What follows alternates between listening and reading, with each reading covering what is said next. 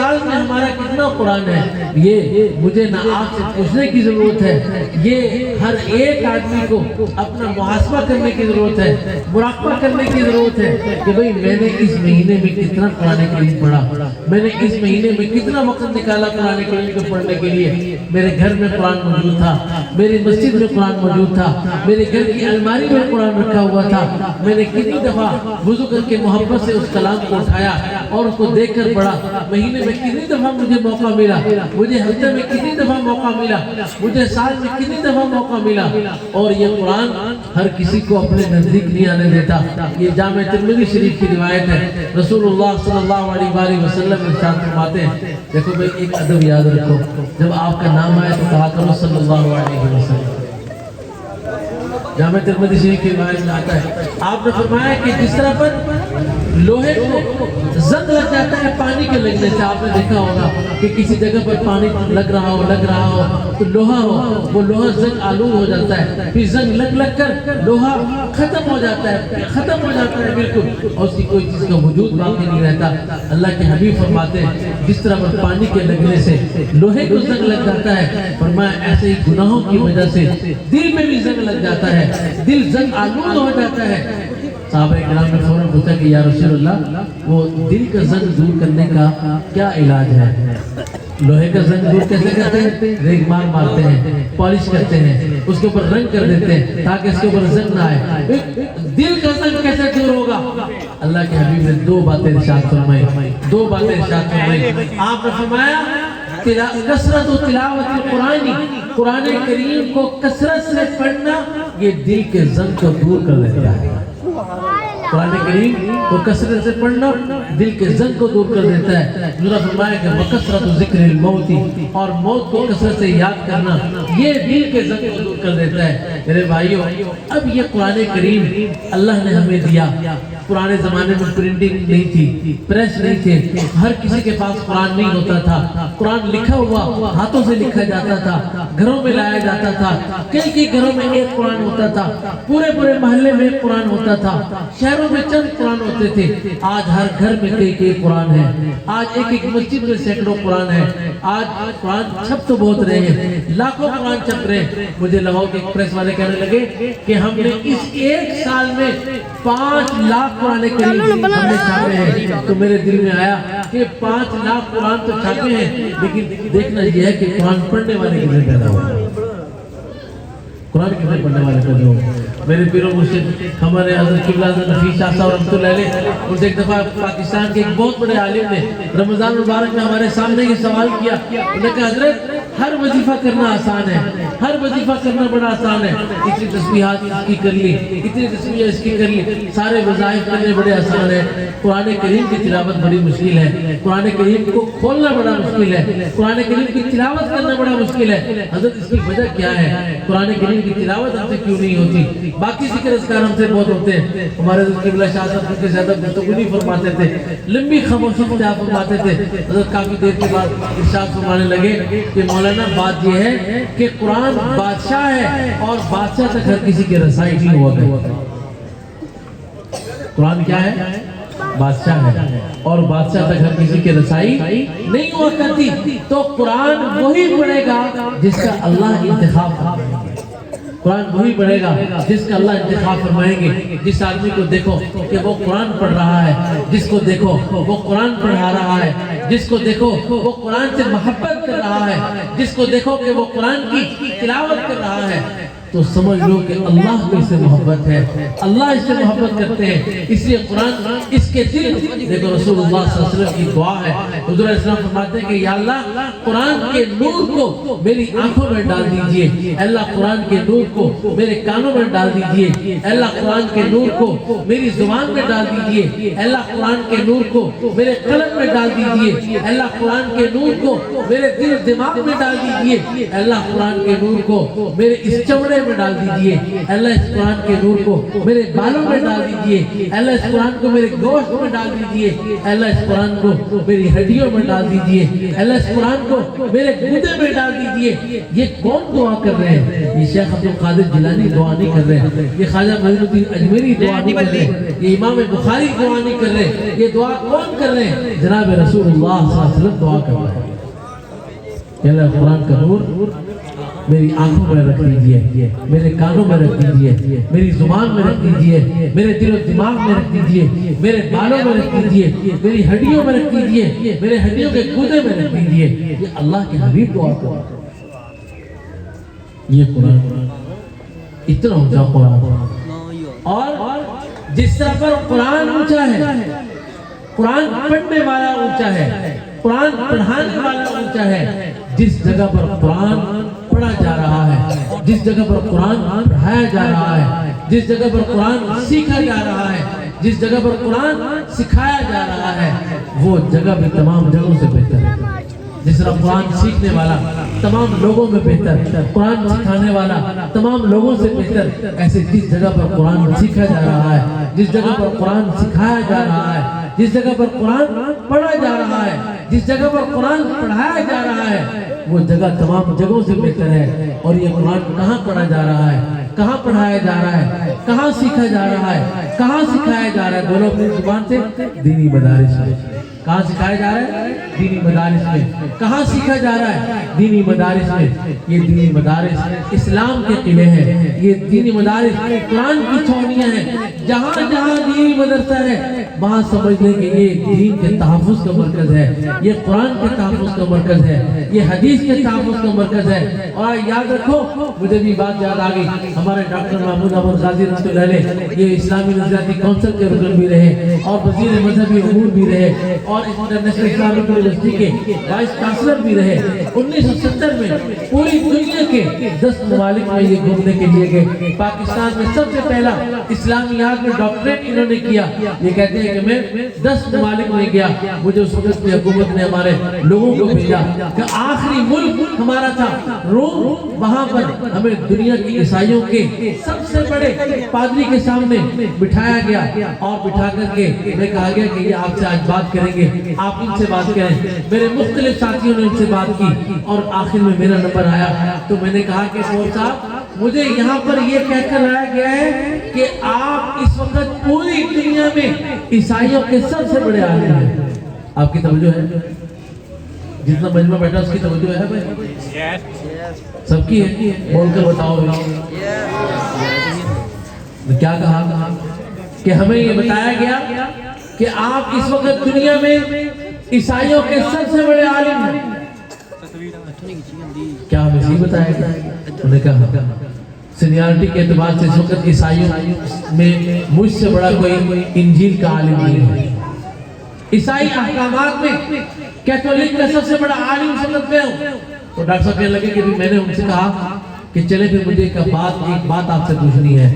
کہا پوچھئے؟ کہا میں آپ سے یہ عرض کرنا چاہتا ہوں کہ آپ پوری انجیل کی میں آپ سے بات نہیں کرتا، میں انجیل کے 2 چیپٹروں کی آپ سے بات نہیں کرتا، انجیل کے 2 صفوں کی آپ سے بات نہیں کرتا، انجیل کی 2 لائنوں کی آپ سے بات نہیں کرتا۔ کہتے ہیں عیسیٰ علیہ السلام نے اپنی امت کو تعلیم کیا تھا، مجھے بتاؤ، مجھے دکھاؤ۔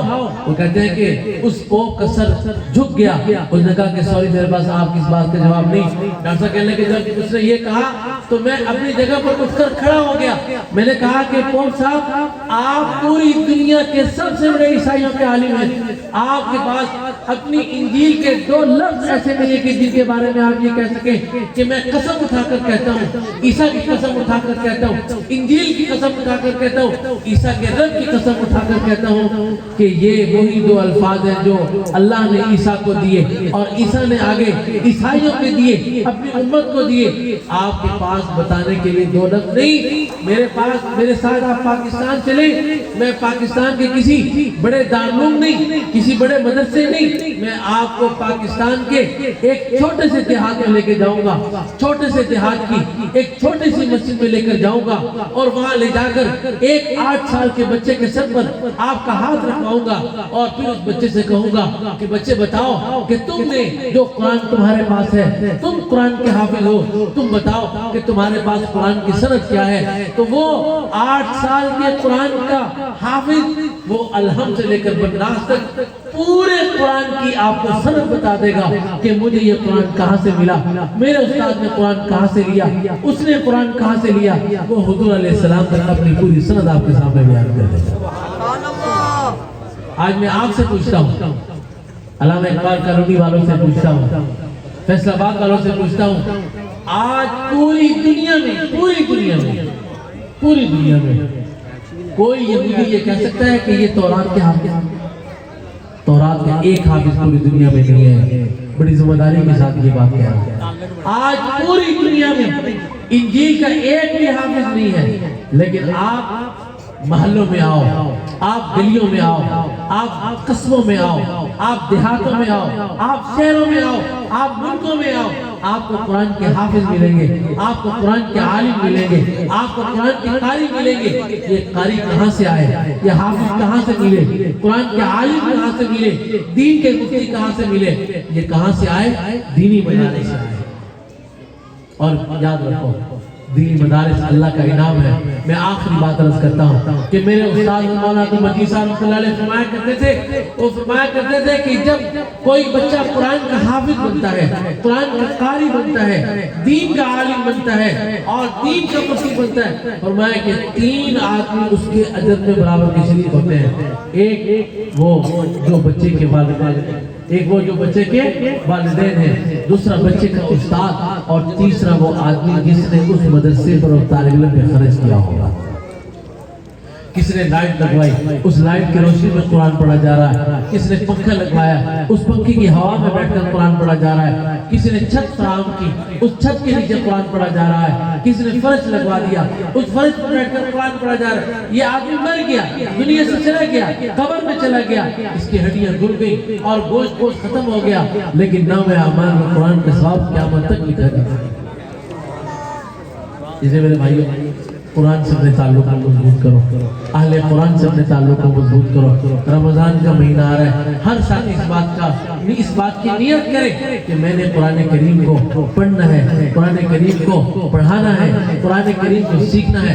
میرے والد صاحب دامت برکاتہ العالیہ ایک دن رات کو خدمت میں حاضر ہوا، وہ مجھے فرمانے لگے کہ آج میرے پاس تبلیغی جماعت کے ایک بزرگ تشریف لائے تھے، فرمایا کہ وہ ہر روز 15 سپارے قرآن پاک کی تلاوت کرتے ہیں۔ کتنے سپارے بول رہے ہیں؟ 15 سپارے قرآن پاک کی تلاوت کرتے ہیں۔ تو مجھے بڑا تعجب ہوا، مجھے فرمانے لگے کہ تعجب ہو رہا ہے؟ میں نے کہا جی بالکل ہو رہا ہے۔ کہنے لگے اس سے بڑے تعجب کی بات بتاؤں؟ میں نے کہا جی فرمائیے۔ کہنے لگے کہ وہ قرآن کے حافظ بھی نہیں، ہر روز دیکھ کر قرآن کریم کے 15 سپارے پڑھتے ہیں۔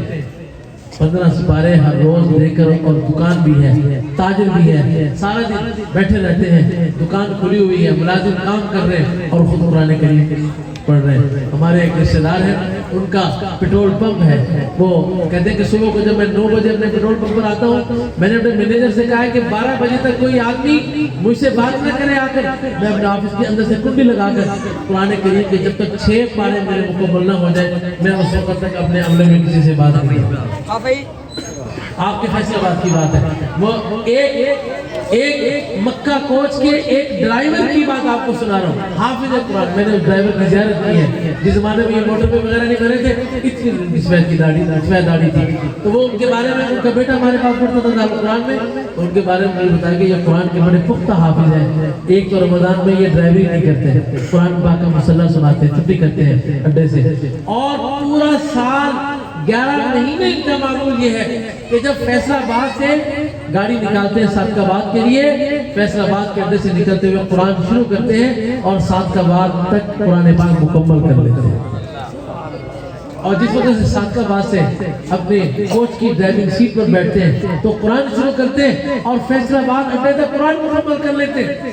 آج دیکھو وہ دنیا سے چلے گئے ڈرائیور ہے اور ایک کوچ کا ڈرائیور ہے اور ہر روز قرآن کریم مکمل کر رہا ہے. ہمارے رائے پور کے سلسلے میں حضرت مولانا شاہ عبدالعزیز صاحب سرگوجوی رحمۃ اللہ علیہ رائے پور رحمۃ اللہ علیہ ان کے بارے میں آتا ہے 40 سال تک ہر روز قرآن کریم مکمل ختم کرتے تھے, ہر روز قرآن کریم مکمل کرتے تھے. میرے بھائیوں اپنے آپ کو قرآن سے جوڑو, اپنے آپ کو قرآن کے ساتھ لگاؤ. یہ قرآن اونچا ہے, پڑھنے والے کو بھی اونچا کر دے گا, پڑھانے والے کو بھی اونچا کر دے گا.